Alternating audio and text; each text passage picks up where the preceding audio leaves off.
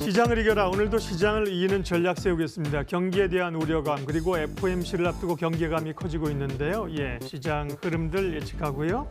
전략 세우도록 합니다. 오늘은 NH투자증권 조연주 연구위원과 함께하겠습니다. 어서 오십시오. 안녕하세요. 시장이 하도 답답해서요. 네. 제가 조금 질문을 공격적으로 해볼 거예요. 이 말은 FOMC가 일단 화요일, 수요일인데 이번에 금리를 올리는 걸 처리하지는 않겠죠? 네, 기준 금리는 좀 인상을 할 것 같습니다. 네. 저희가 좀 지켜봐야 되는 부분은 내년도 점도표인 것 그렇죠. 같고요. 예. 일단 뭐 9월 FOMC 회의에서는 3번 정도 내년에 뭐 금리 인상을 단행하겠다라고 해놓은 상태인데요. 사실 저희는 뭐 점도표 하향 조정을 가능성에 좀 무게를 두고 있는 상황입니다. 그래서 일단 시장에서는 한 번까지도 기대를 하고 있는 상황인데 저희는 뭐 2번 정도로 예상을 하고 있고요. 지금 9월 달에 점도표가 2019년 3.0에서 3.25% 사이였는데 중간값이 그러면 3.15%가 됩니다. 근데 저희가 가지고 있는 중간값은 3.0%까지 하향 조정이 가능하다라고 보고 있기 때문에 그렇게 되면 내년도 금리 인상이 3번보다는 좀 2번일 가능성이 높다라고 판단이 되고요. 다만 이제 시장이 기대하는 것만큼 비둘기파적인 스탠스가 안 나왔을 경우에는 다소 충격일 수 있다라는 점에서 아직까지는 경계심이 있는 상황이라고 보시면 될 것 같습니다. 그러면 금리는 올리는 것이 기정사실화되어 있다. 여기서 사실 안 올린다고 하면 시장이 더 혼란스럽다는 거거든요. 점도표를 그러면 조금 의미 있게 하향 조정한다면 시장에서 주가는 그에 따른 반응으로 좀 강하게 리바운드 할 수 있을까요? 일단은 뭐 안도랠리는 나올 네. 수 있는데요. 사실 크게 상승세를 이어가기 위해서는 지금 주식시장의 가장 의구심으로 맡고 있는 경기에 대한 의심이 풀려야 됩니다. 근데 이 부분이 아직까지는 뭐 풀리지 않은 상황이어서 안도랠리 정도로만 저희는 예상을 하고 있습니다. 네, 경기 얘기는 뭐 이제 시작된 거기 때문에요. 그리고 이제 미중 간의 무역 전쟁 얘기는 경기 얘기나 FOMC 때문에 조금 묻혀가는 듯한, 그러니까 악화되지는 않는 듯한 느낌을 갖는데요.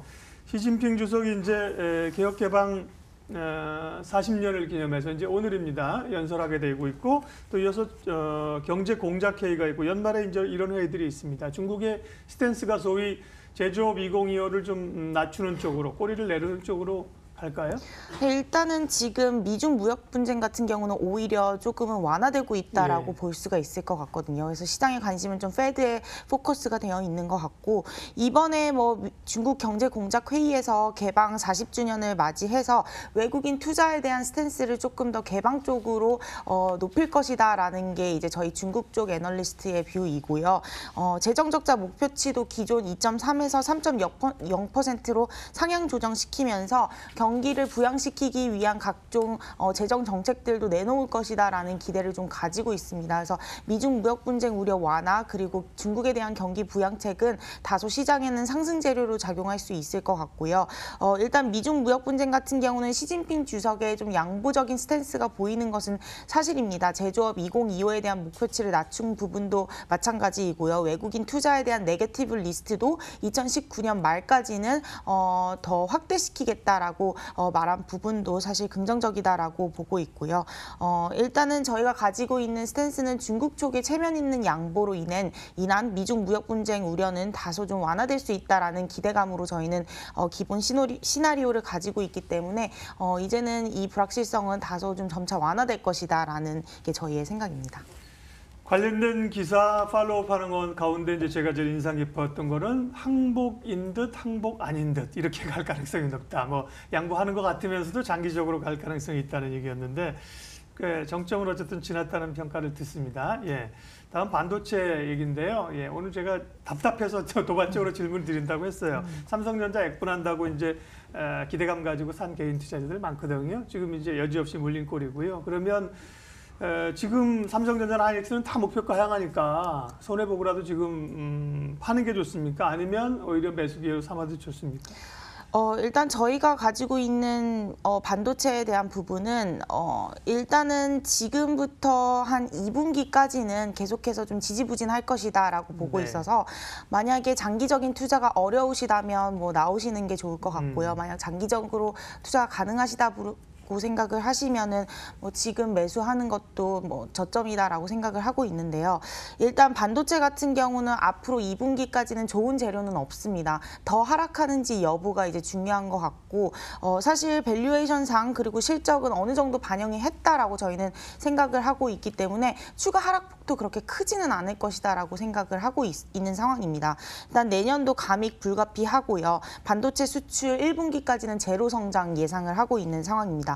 거기에다가 4월 그리고 5월 달에 MSCI 패시브 자금 이탈도 있기 때문에 삼성전자랑 SK하이닉스 같은 경우는 MSCI에서 비중이 가장 큰 종목 두 가지입니다. 그렇기 때문에 중국 쪽 비중이 늘어나면서 한국 쪽 비중 축소는 결국 삼성전자 그리고 SK하이닉스에 부정적일 수밖에 없는 상황이고요. 그래서 전체적으로 실적 그리고 매크로 이벤트 그리고 수급까지도 내년 상반기까지는 재미없다라고 볼 수 있어서 뭐 지금 상황에서는 크게 뭐 매수하는 기회를 잡는 것은 조금은 이르다라고 생각을 하고 있고요.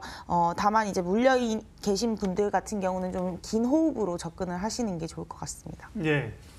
미증시에도 이제 아침에 말씀드린 것처럼 오늘 가장 많이 눈에 띄는 단어는 베어 마켓이에요. 그만큼 이제 부진한데 그 중에 이제 굉장히 소수 의견으로 아니야 좀 기다려봐 연말에 뭔가 좀 올 수 있어 이런 기대감이 FOMC에서의 어떤 단초 가능성은 낮지만 기대를 하고 있는데요. 소위 이제 산타랠리는 어려운데 연말까지 남은 장이 이제 오늘 빼면은 며칠 없어요. 1, 2, 3, 4, 5, 6, 7 폐장까지 해봐야 뭐 며칠 없는 상황인데 연말까지는 그러면 스탠스 있는 상황 정도로 가져가면 됩니까? 대응 전략은? 네, 일단 지금 연말까지의 전략은 좀 보수적으로 가져가시는 게 좋을 것 같고요. 네. 내년 1분기도 그렇게 좋아 보이지는 않기 때문에 향후 3, 4개월 정도는 주식시장의 수익률을 크게 가져가기는 좀 어려운 시장 상황이다라고 저희도 보고 있습니다. 특히 경기 지표가 둔화된다라는 부분이 가장 큰 이슈이고요. 미국 경기 선행지수는 사실 꺾인 지 2개월밖에 안 됐습니다. 사실 경기 선행지수가 한 번 꺾이게 되면 최소 6개월에서 1년 정도는 지속이 되고 있기 때문에 매크로 모멘텀으로 이제 지수 상승을 견인하기는 어려운 상황이다. 그렇다면 다른 돌발 변수들, 페드의 그런 완화적인 정책이라든가 미중 무역 분쟁이 해소가 된다거나 이런 이슈에 저희가 기대해야 되는데 그 부분도 지금은 크게 저희가 기대하기는 어려운 상황이라는 점에서 일단은 뭐 3, 4개월 정도는 지수의 부진을 좀 겨냥을 하고 네, 전략을 세우는 전략이 좋을 것 같습니다. 그러게요. 네. 재미가 없네요. 예, 참 버텨야 되는 게 버텨야 될 상황입니다. 마지막 질문은 사실 남은 변수인데 그것보다는 제가 좀 여쭙고 싶은 게 그렇다고 하면 연말이든 연초든 조금 줄여야 되는 섹터, 네, 혹은 버티거나 매수하거나 보유해야 될 섹터 이렇게 좀 전략을 주세요. 네, 일단은 지금 많이 올랐던 종목들 같은 경우는 나오시는 게 좋을 것 같고요. 네. 특히 뭐 성장주 쪽이, 중심으로는 조금은 차익 실현 욕구가 좀 더 커질 수 있다라고 네. 생각을 하고 사실 가치주, 특히 소재 산업재는 굉장히 많이 바닥에 있다라고 저희는 생각을 하거든요. 네. 근데 미중 무역 분쟁 이슈가 조금은 완화되는 기조로 가고 있기 때문에 오히려 미중 무역 분쟁으로 익스포저가 높았던 기계라든가 철강 이런 쪽은 오히려 매수할 수 있는 기회로 삼아도 나쁘지 않다라고 생각을 하고 있고요. 또 한 가지는 이제 저희가 그 컨센서스를 보시면 애널리스트들 사이의 격차가 굉장히 커요. 그만큼 내년도 시장에 대해서 불확실성이 크다라는 의미인데 이 격차가 작은 그 업종들이 있습니다. 그게 자동차랑 화장품이거든요. 그래서 자동차랑 화장품 같은 경우는 애널리스트들이 어느 정도 컨센서스를 모았다라고 볼 수 있기 때문에 지금 네. 가지고 있는 1개월 동안 상향 조정 그리고 바닥을 다졌다라는 부분에서는 자동차랑 화장품 지금 매수하는 것도 나쁘지 않다라고 보고 있습니다. 네, 소재 쪽은 뭐 충분히 이해가 되고요. 자동차하고 화장품 같은 경우 또 특별히 지적해 주신 거 눈에 띕니다. 예, 오늘 시장을 이겨라는 NH투자증권 조현주 연구위원 함께 했는데요. 예, 죄송해요. 제가 말씀드린 것처럼 이걸 이렇게 할 것 같습니까? 저렇게 갈 것 같습니까? 무식한 질문인데 답답해서 좀 오늘 그렇게 여쭤봤습니다. 함께 해주셔서 고맙습니다. 네. 지수 흐름은 어떻게 됐나요? 예. 조금 좁혀오는 게 그나마 이제 위안인데요. 낙폭을 상당히 좁혀갑니다만 아직도 오늘 또 남은 시간 또 갈 길은 먼 상황입니다.